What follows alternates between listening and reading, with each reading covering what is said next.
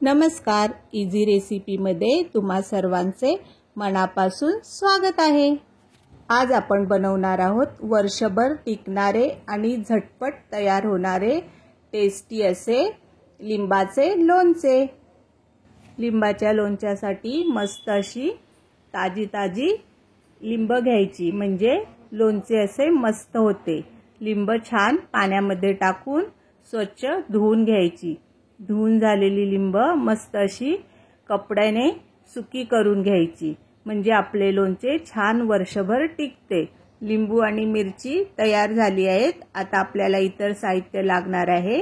त्यामध्ये आहे मोहरीची डाळ, मोहरीची पाव किलो डाळ, 50 ग्रॅम बडीशेप, 50 ग्रॅम मेथी, मीठ, हळद आणि हिंग। आता लिंबू कापून घ्यायचे। हे लोणचे माझ्या मामाला खूप आवडते। त्याने लोणचे बनवण्यासाठी पुण्यावरून खास लिंब पाठवून दिली आहेत। एका लिंबाचे 8 भाग करून घ्यायचे, म्हणजे लिंबाचे लोणचे छान मुरते। मस्त असे एका लिंबाचे 8 भाग करून झालेले आहेत आणि जेवढ्या काढता येतील तेवढ्या आपण लिंबाच्या बिया काढून घेणार आहोत। सर्व लिंब कापून झालेली आहेत आणि जमतील तेवढ्या बिया पण काढून झालेल्या आहेत। एक पेला घेऊन छान लिंबू चेंगरून घ्यायचे, म्हणजे लिंबामधला रस थोडासा बाहेर निघेल। आणि त्यामध्ये आता मस्त 4 चमचे एवढे मीठ घालून घ्यायचे। मोठे 4 चमचे मीठ घालायचे। 100 लिंब आहेत म्हणून मीठ पण भरपूर लागेल। आणि 2 चमचे हळद घालायची। आता हिरव्या मिरच्या अशा हाताने तोडून त्यामध्ये घालून घ्यायच्या।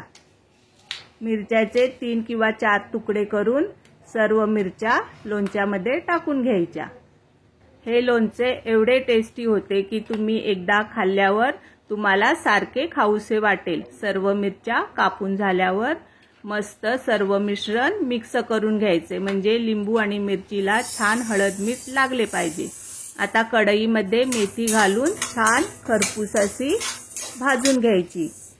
मेथी भाजून झाल्यावर बडीशेप पण चांगली खरपूस भाजून घ्यायची, म्हणजे मिक्सरमध्ये मेथी आणि बडीशेप छान बारीक होईल।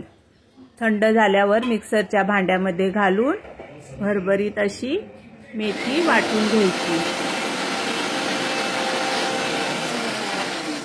मेथी वाटून झाल्यावर बडीशेप पण थंड झाली आहे, ती पण मिक्सरच्या भांड्यामध्ये घालून वाटून घ्यायची। बडीशेप आणि मेथी जाडसरच वाटायची। लोणच्यासाठी जाडसरच साहित्य लागते। कढई छान गरम झाली आहे। आता त्यामध्ये तेल घालून घ्यायचे। मी 1/2 किलो तेल घेतले आहे। लागले तर लोणच्यामध्ये पुन्हा गरम करून तेल ओतायचे। तेल छान गरम झाले आहे। आता त्यामध्ये मोहरीची डाळ घालून छान खरपूस अशी भाजून घ्यायची, म्हणजे मोहरीचा कडवटपणा निघून जातो।